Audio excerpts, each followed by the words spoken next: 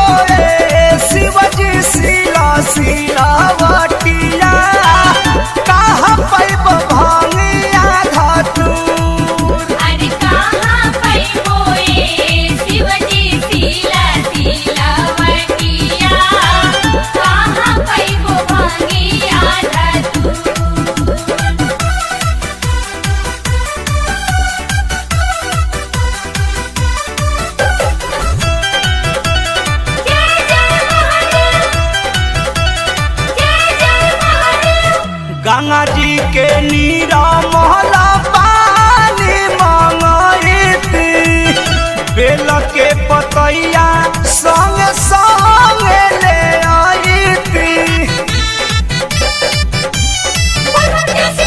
गंगा जी के नीरा महला पानी मंगैती, बेल के पतैया संग संग ले आईती। सोचतानी जलावा चढ़ाई दूज बाड़ी गंगा मैया दूर। अरे कहाँ पैबो रे शिवजी शिला शिला बटिया, कहाँ पैबो भंगिया धतूर।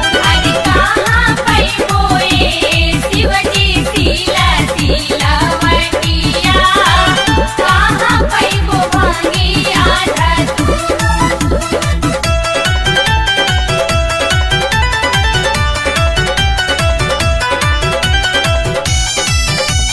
बोल बम जय शिव, बोल बम जय शिव।